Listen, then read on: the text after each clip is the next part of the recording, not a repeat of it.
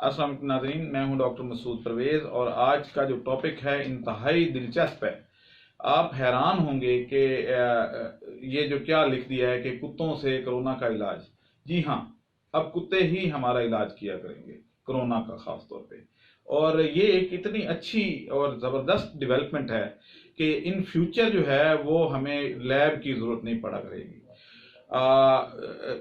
कुत्ते जो हैं वो बेसिकली आपके पसीने की स्मेल से ये डिटेक्ट कर लेते हैं कि आप पॉजिटिव हैं या नेगेटिव हैं।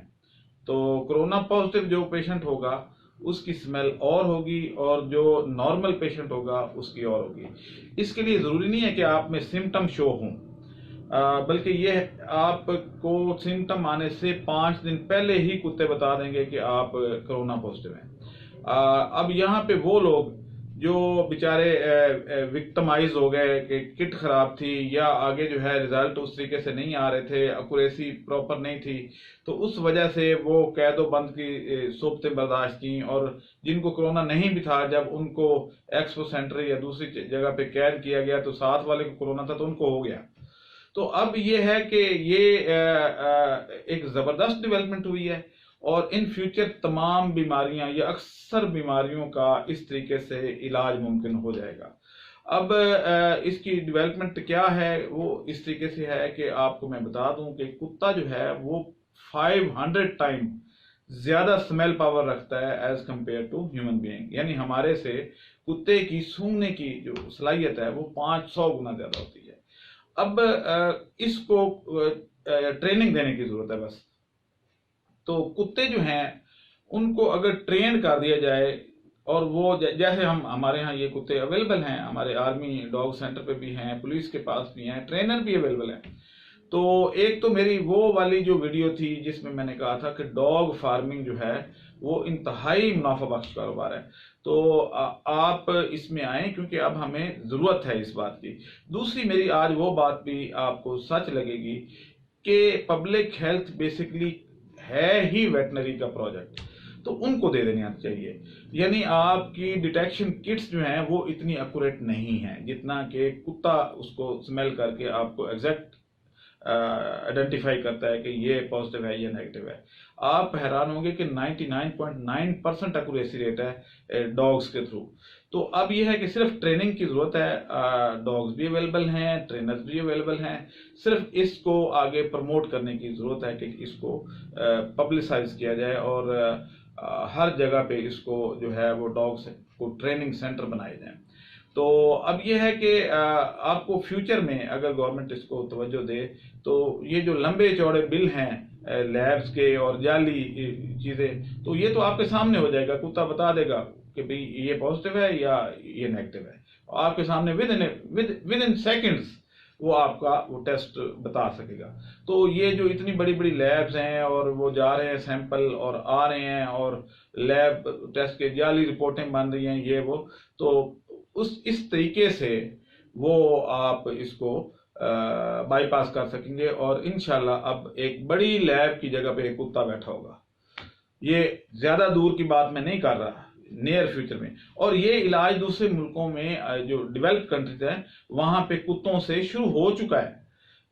इसमें ये नहीं कि मैं कोई बिफोर टाइम बात कर रहा हूँ, इसमें एक्यूरेसी जो 99.9% आई है वो लॉजिकली मैं बात कर रहा हूँ, उसका डाटा मौजूद है।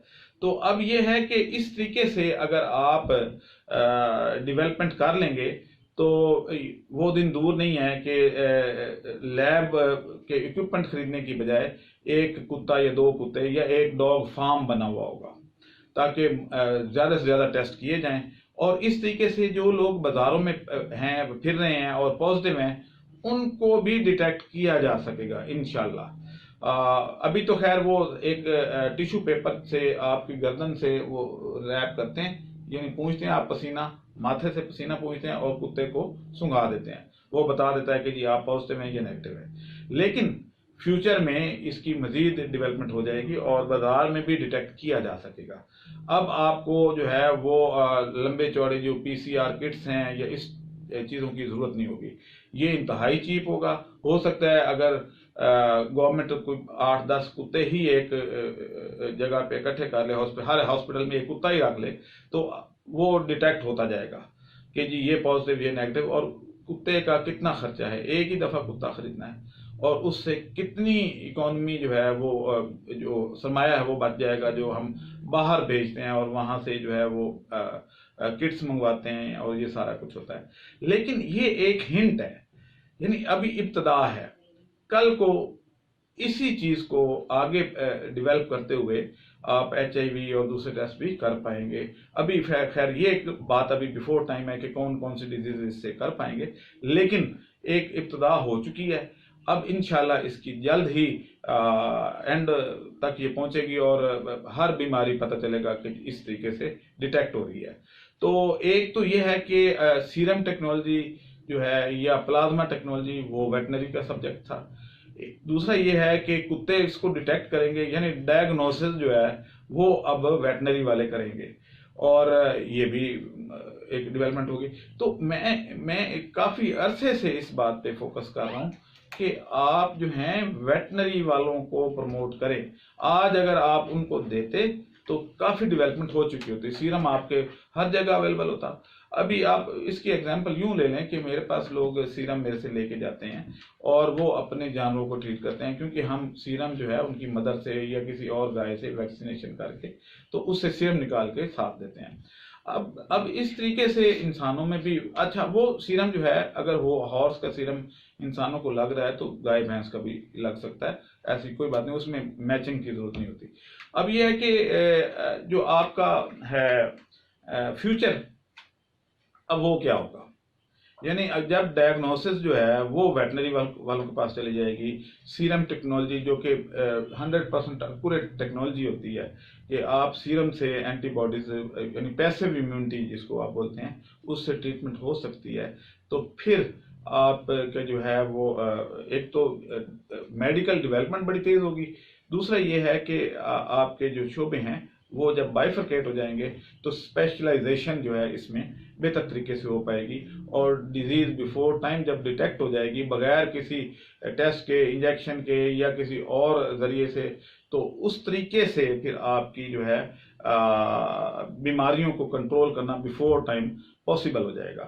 تو یہ ایک نئی ڈیولپمنٹ تھی، میں نے کہا آپ سے شیئر کیا جائے، اور میں کچھ ٹرینرز کو جانتا ہوں جو کہ پولیس کے ہیں یا آرمی کے ساتھ اٹیچ ہیں اور ریٹائر ہو چکے ہیں، تو وہ آپ کے کتوں کو ٹرین کر سکتے ہیں، تو اس فیلڈ میں آئیں تاکہ ہم جو ہے اس سے یہ کر سکیں۔ ہاں تھوڑی سی اس سے ٹاپک سے ہٹ کے میں آپ کو بات بتا دوں کہ کتے صرف 2 جگہ پہ مار کھاتے ہیں۔ ایک یہ کہ جب آپ کسی سرکل میں کوئی 10-12 چکر کاٹ دیں کسی سرکل میں، یعنی آپ کے جو سنیفرز ڈاگز ہیں وہ وہاں پہ راستہ بھول جاتے ہیں، جب آپ ان کو ایک ہی جگہ پہ 10-12 چکر کاٹ کے تو آپ نکل جائیں آگے، تو کتا اس سمیل کو سونگتا اسی چکر میں گھومتا رہتا ہے۔ تو ایک تو یہ ایک کمزوری ہے کتوں میں۔ دوسرا یہ ہے کہ اگر آپ کسی دریا میں چھلانگ لگا دیتے ہیں یا نہر میں اور تھوڑا سا سوئم کرتے ہوئے انڈر گراؤنڈ دوسری سائڈ سے نکل جاتے ہیں تو کتا بھول جاتا ہے، وہ اس سمیل کو ڈیٹیکٹ نہیں کر پاتا، کیونکہ وہ بیسیکلی آپ کے جو جسم سے نکلی ہوئی خوشبو ہے اس کے پیچھے آ رہا ہوتا ہے۔ تو جب آپ ڈپ کر جاتے ہیں کسی پانی میں تو آپ کا ایویپوریشن رک جاتی ہے، آپ کا جو پسینہ ہے وہ سارا پانی میں ڈرین ہو جاتا ہے، اور اس طریقے سے آپ کا پسینہ فوری طور پہ جب آپ باہر نکلتے ہیں تو نہیں آ رہا ہوتا، تو آپ اس صورت میں جب دور چلے جاتے ہیں اس نہر سے تو کتا اس کو سمیل نہیں کر سکتا۔ تیسری بات یہاں پہ یہ بھی بتا دوں کہ ایک مفروضہ ہے کہ کتا جو ہے وہ اس کو گھی ہضم نہیں ہوتا، تو یہ بات غلط ہے، کتا سب سے زیادہ گھی ہضم کرتا ہے، یعنی ہم بھی اتنا گھی ہضم نہیں کر سکتے جتنا کہ کتا، مثلا 12% گھی جو ہے وہ اور کوئی جانور ڈائجسٹ نہیں کر سکتا، لیکن پپیز جو ہیں وہ 12% آئل یا گھی وہ ڈائجسٹ کرتے ہیں، اور ان کی گروتھ کے لیے یہ ضروری ہے۔ تو آج کے لیے اتنا ہی، جیسے ہی اس میں فردر ڈیولپمنٹ ہوئی یا ہم کسی ٹرینر کا بندوبست کر پائے تو وہ آپ کو بتائیں گے. ہاں، ڈاگ فارمنگ پہ ایک اگلی ویڈیو آئے گی، کیونکہ اب فیوچر جو ہے اس میں ڈاگس کی ہمیں بہت زیادہ ضرورت پڑنے والی ہے. اور آپ کو تھوڑا سا یہاں بتا دوں کہ ایک بچ سال کا 12 لاکھ روپیہ انکم دیتی ہے ایک کتیا، بشرطے کہ وہ پراپر اس کی جو ہے پیڈیگری ہو. تو اس کی فارمنگ کے بارے میں انشاءاللہ آپ کو اگلی ویڈیو میں بتاؤں گا. آج کے لیے اتنا ہی، اب مجھے اجازت دیں. اللہ حافظ.